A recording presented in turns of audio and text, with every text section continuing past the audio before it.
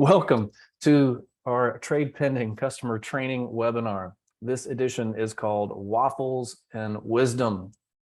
We're going to explain why that is, but it is important to note that I have a waffle here with me today. The wisdom will be debatable, but I definitely have a waffle. The shaking of the waffle is key. That's right. So you've got Matthew here. I'm very happy that I finally have a new headshot that reflects my pandemic facial hair. It's been a lifelong achievement of mine to do this. I'm glad I finally did it. Glenn is here as well. Hey, Glenn. Hello. All right. We are recording this. We will share it out afterwards. If you have questions, use the Zoom Q&A panel, the chat panel. We'll take questions if we get them. If we don't answer them, we'll hit you up after the show as well here too. All right. If you're not following us yet on social media, please do. There's all the really important stuff, but that second to last bullet is probably one of the most important. Like, we announced swag giveaways. Like, if you missed it, we gave away t-shirts that had like trade pending on it. Looked like the Top Gun logo. Do you have one back there, Gwen? Yeah, I think I have mine right here. It's right here. I actually do. I got it. If you follow us on social media, you're the first to hear about that. These are typically limited runs. Maybe we're overestimating how much people want this stuff, but we like it for ourselves. It's so soft, though. I love this shirt. It is a good shirt. All right. So it is National Waffle Day. I'll explain more about that in a second. But we're also going to talk through some design updates. You may have seen an announcement of that all about already. Gwen will cover that a little bit more. We're going to jump back into some best practices that we've seen, that we coach people on, and then how to find all this stuff in our knowledge base. Maybe you didn't even know we had a knowledge base. Well, surprise, we do. And we'll briefly talk about some upcoming transition, what you might need to know for Google Analytics 4, and how you can track trade pending data in there. And so, to the point of why this is called Waffles and Wisdom, today is actually Waffle Day, National Waffle Day, because it was the day that the patent was issued for the waffle iron. And I have my waffle with me, and I'm not going to eat it because I just ate lunch, and this is not a very good waffle. It's the Eggo thing. Great visual aid, but I know I forced my kids to eat them on their way to school. All right, so we do have a very important poll here, and I'm going to see if I can start this. All right. What is the better breakfast food, pancake versus waffles?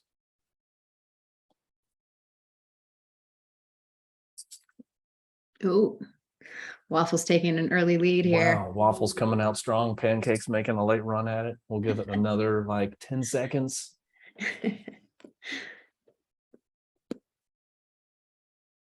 Not all quite right. Like the Kentucky Derby, but it looks like waffles are going to win the day. I don't know. Let's see. Gosh, share results. There we go. Good job, everybody. All right. Oh, I even forgot to put up my great little visuals there. There we go. Pancakes or waffles. All right. There we go. Maybe that image would have helped change the vote in some way. Yeah, who knows? Speaking of images and design, Gwen, this is your section here. Yes, indeed. Mentioning again, because we're not quite used to it yet, so I can't imagine everybody else is either. We've switched our names, inspired by our merger with Auto APR. We've rebranded our products to be more uniform across. So we've got, what was Snap is now Trade. What was Snap Offer is now Offer, so on and so forth. Payments and badges. So if you haven't noticed those changes yet, there you go. That's the first big thing that we've got to talk about. But moving into the newer stuff on our next slides there. So our user interfaces is getting a few different changes in the coming months. We'll enjoy some new updates inspired really by a few things, including just a general staying up to date with modern design and making sure that new paradigms are being followed and that we have a good mobile friendly look and feel to our products, but also inspired by the fact that we did acquire Auto APR, and we've been doing sort of a general audit of how things look and feel across and looking for inconsistencies that might be confusing for folks and addressing those. And then finally, just based on feedback that we've gotten, not least importantly at all, what we hear, we want to make sure we're responding to. And if we go to the next slide, that's very true of this first update. that we've got to talk about, which is the supply box area of the market report has been updated. So when And this is live right now, correct? it is, yeah, as of, I believe it was August 8th, so a little over a weekish and change, it's been live. So when our consumers now look at our market report, they're going to get, they get all this great information, right, to help explain all of the why and the what that goes into the range of their number there, right? That dollar number, that their trade range that they're focused on.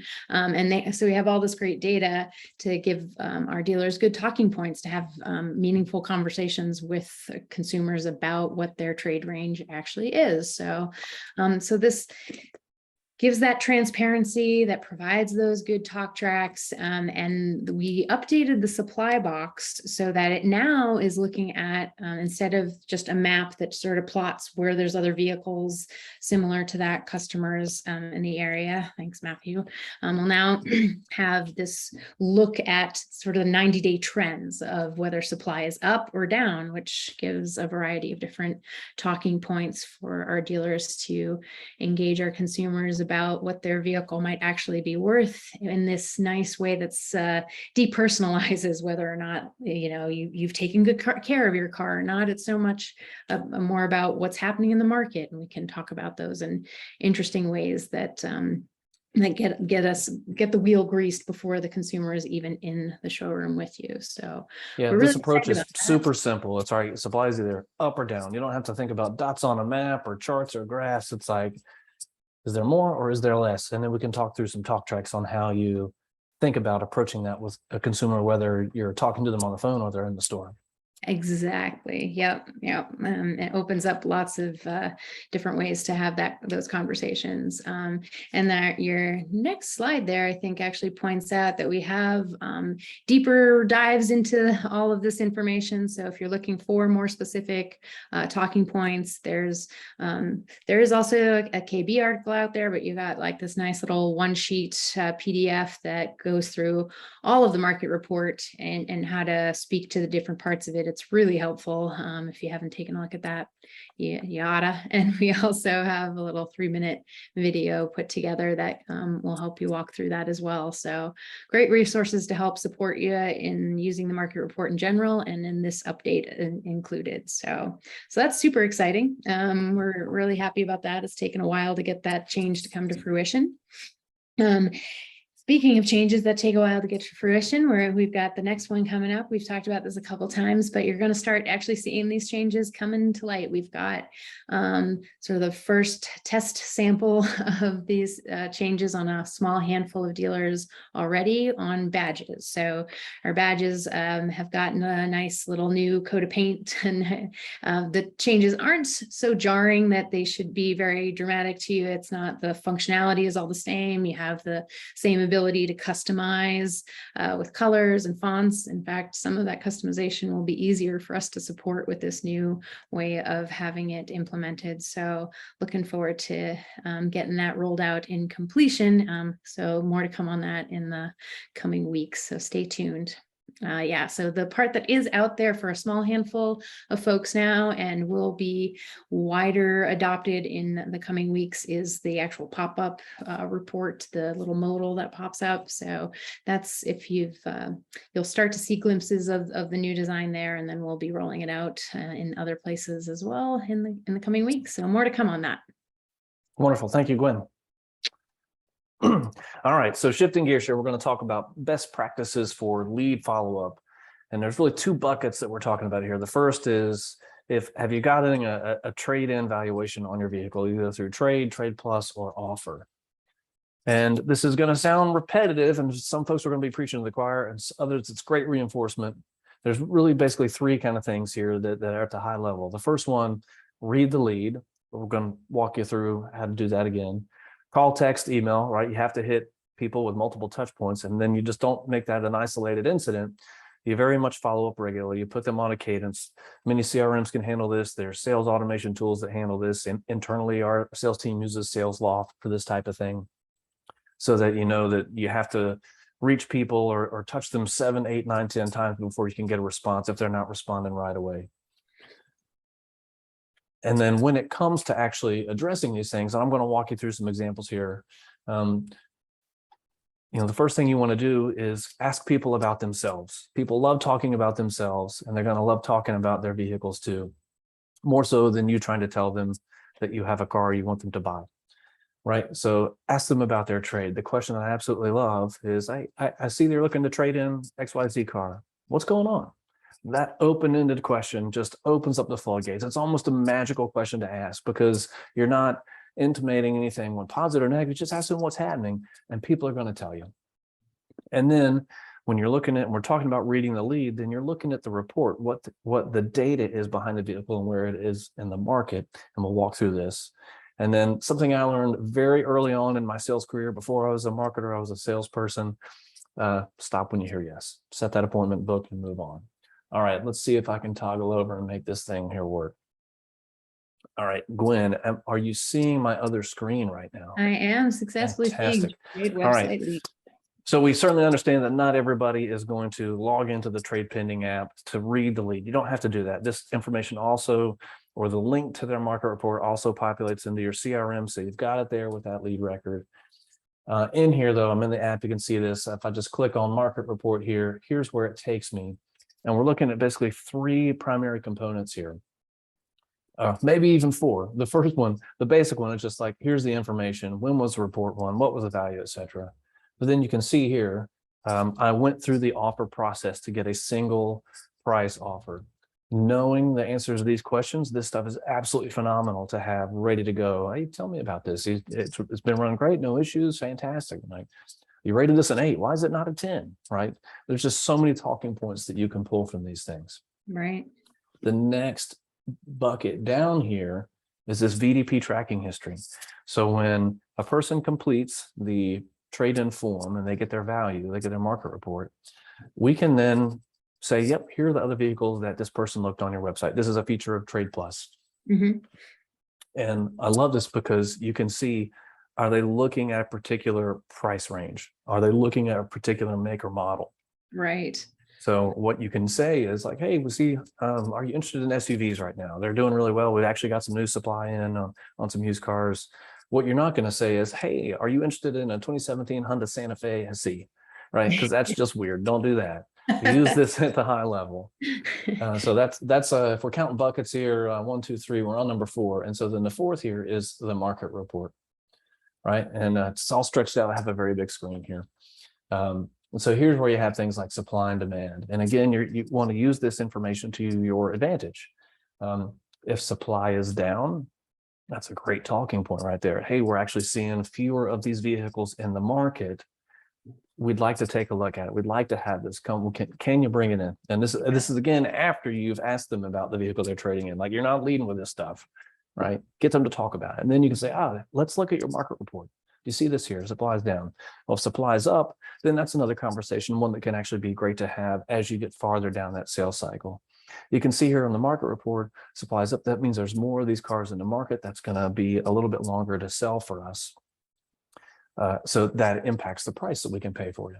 Yeah, I'm talking about that in conjunction with the demand fit piece is great. That's right. And so the demand here, you can see that this vehicle in particular is sitting on a lot for 73 days. On average, right? So then the talking point, a great talking point around that can be, hey, you can go with the, like, we're going to pay you less approach because it takes us longer to sell. But there's also the, if you try to sell this yourself, right, you're going to be looking at over 2 months of strangers coming to your house, booking appointments. Like, wouldn't it just be easier to let us handle this process for you? Oof, As you, tired just thinking about it. Yeah, right. You've got the supply chart down here. We call it the scatter plot. It's just a chart. It basically shows you where the vehicle is in the market. Another great tool here to have that you can use and say, yeah, you can see here that in this case, pretty much everything's pretty much priced around this price band right here. There's not a lot of room to move up or down here on, to pay you more. You can see what the market is. The key here is you're looking at third-party data.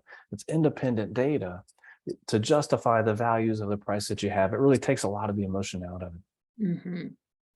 All right, so that's the reading the lead piece over there. Let's hop back over to this PowerPoint. All right, All right, so let's jump over to payments. Same philosophy applies. Go figure. Read the lead, reach out, and then reach out at a regular cadence. But what's a little bit different here is that there's different paths that consumers can go down when they're using payments, right? So there's the one where they're actually shopping by payment, right? So take a consultative approach here, understand what they actually need, and talk about vehicles that actually fit their payment. If they're looking at particular vehicles and they're trying to figure out what their monthly payment's going to be, that's a different conversation as well too.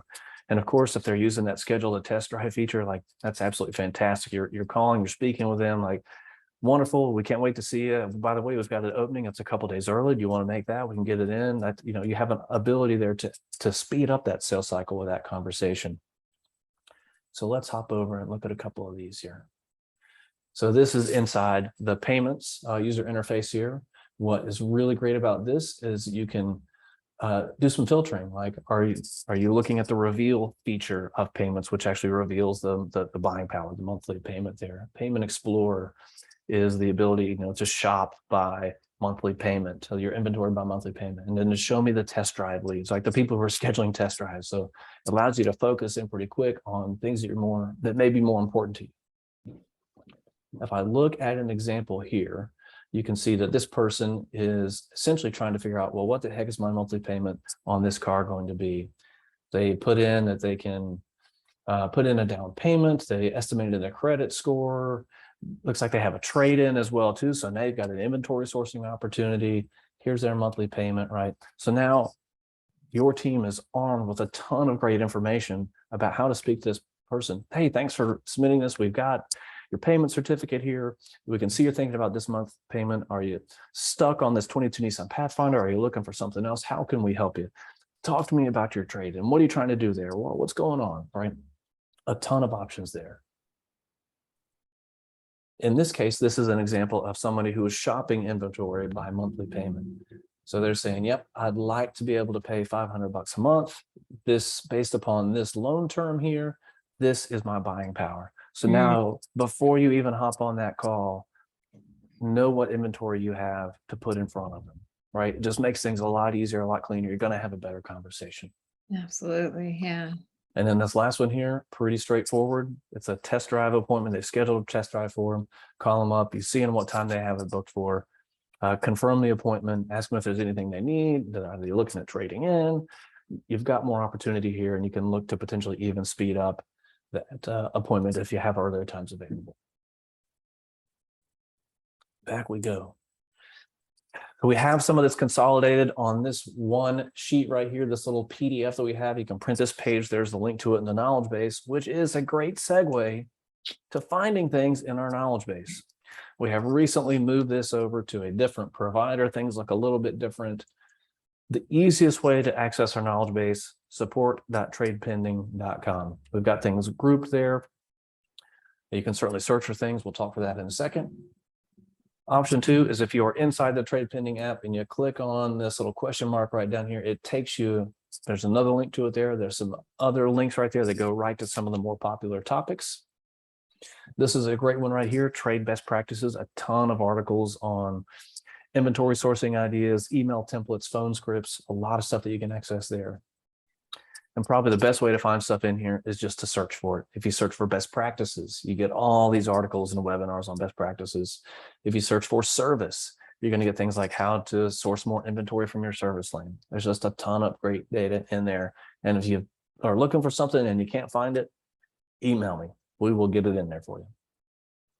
That's awesome. Yeah. All right. So very briefly on to some Google Analytics 4 changes. Every marketer's dream or nightmare, I can't tell. Job security, I don't know. It's something like that, right? So it's a bit of a process to migrate to Google Analytics 4 as we're going through now here on our side from our own marketing team's perspective. We are changing the naming conventions and what we pass over in terms of events. So today we pass over things like snap, offer, superlatives, click, lead, form completion. That's going to be replaced more with a string of information you see here. So it'll be really easy to distinguish in your analytics what is coming specifically from TradePending. We are still sending label and category through the API. If you're using that information, it'll still be there. That's starting to get the limit of my technical expertise here. But good news, we have a webinar coming up with our favorite SEO and Google consultant in automotive, George Ninny. That's October 5th. We'll have invites for that going out. You won't be able to miss it. Just make sure you're on the social medias and you are on our newsletter. If you're on this webinar, you probably are already. But the big thing here, and I'm sure if you haven't started this project yet, you need to get started on it like yesterday. There's going to be some complexity involved. There's some questions around what data is going to migrate from Universal Analytics over to GA4. The sooner you can start pumping data into this thing now, the better. True, true. And lastly, as always, you can see it going back here in the background. Gwen's got hers as well. If you want your own TradePending mascot, the wobbly bird, hit up that form and we will send you one. Easy as that. And with that, if you have questions about any of this, by all means, please reach out to Gwen or myself. If you have things you want to see in the knowledge base we don't have there, if you want more best practices content or other ideas or other templates or whatever you might need, reach out to us. And with that, I'm not seeing any questions in the chat, so it is National Waffle Day. Please go enjoy your own Eggo waffle or homemade if you can make it. Gwen, thanks for joining me today. Much appreciated. Likewise. Thank you, Matthew. All Till right, next see ya. time.